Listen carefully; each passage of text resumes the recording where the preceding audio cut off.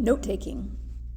Feel free to pause the video whenever you need to so you have time to take notes on these strategies. Before we get into it, think about these kickoff questions, reflecting on your note-taking practice. When do you think a student should take notes? Do you have a good note-taking system? What does it include? And can we really call this note-taking? This is a common sight in our society, people just taking a photograph with their phone. But does that get the job done? Keep thinking about that question as we proceed through these tips. Here are some reasons to take notes. First of all, looking over your notes will trigger memories from the lecture or class discussion. Your notes will contain valuable clues as to what might be on a quiz or test and what is important to your teacher. The actual act of taking the notes inscribes the information in your brain. It makes it more likely that you'll remember long term. Your notes can be a great resource when preparing for final exams. And taking notes will help you stay focused in class. Finally, the notes will contain information that often can't be found anywhere else. For example, your teacher might explain something in class that isn't explained in the textbook, and so you'll want to make sure that it gets into your notes.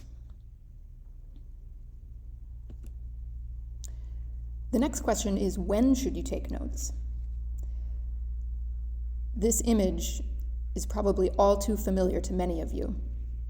We often tell ourselves that we'll just remember, but the human brain isn't designed to remember all of the information it takes in a certain day, and so it makes sense to write it down. You should take notes when the teacher emphasizes something by repeating it or saying it slowly. You should take notes when you know the information is going to appear on a test or quiz. You should definitely take notes when learning any new information. In other words, you should take notes all the time. Don't wait to be told to do it. Students who have good academic behaviors will take out a paper and pencil at the start of every class, so when the lecture begins, they're ready to take notes. Make this a habit today. So, we know when to take notes and why to take notes. Let's look at how to take notes. This can be a struggle sometimes if the teacher is moving really quickly and you feel like this kid who wishes the teacher would slow down. But how can you manage this situation? Like we said, make it a habit.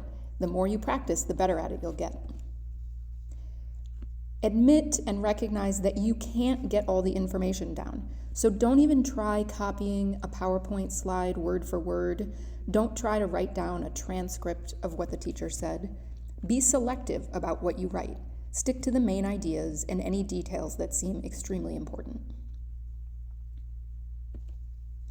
Always label your notes.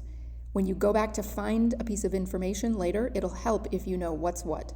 Put the title of the class and the topic of that lesson at the top of the page, along with the date when you took the notes. Be brief.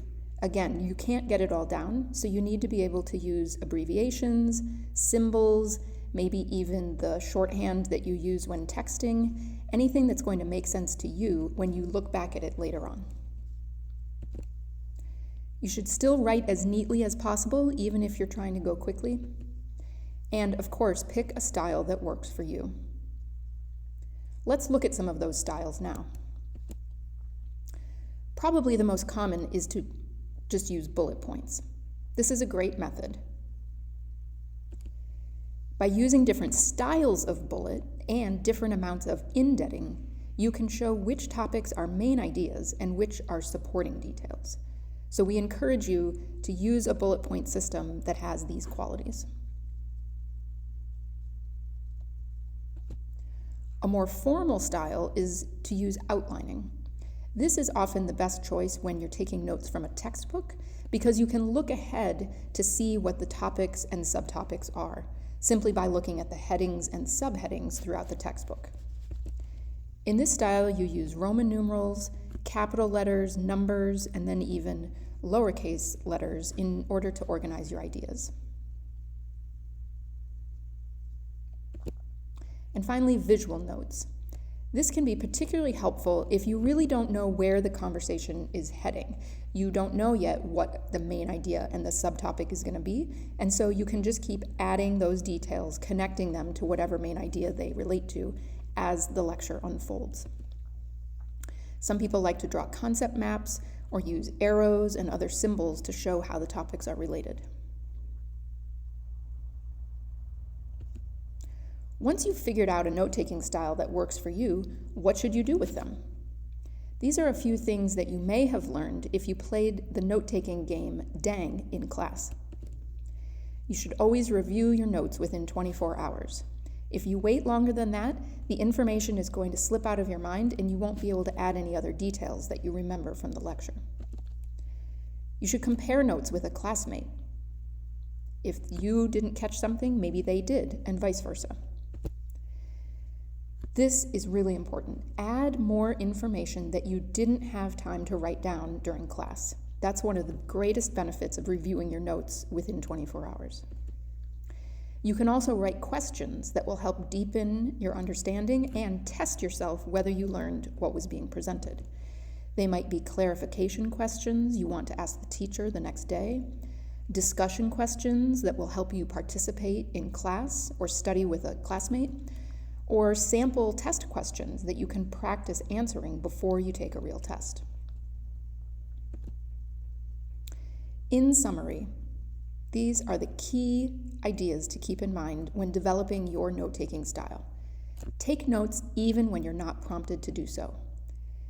Be efficient and intentional. Don't try to write everything down. Just put the main ideas in your own words and use abbreviations and symbols so you can work quickly. Choose the method that seems to fit the topic and situation, as well as your own style.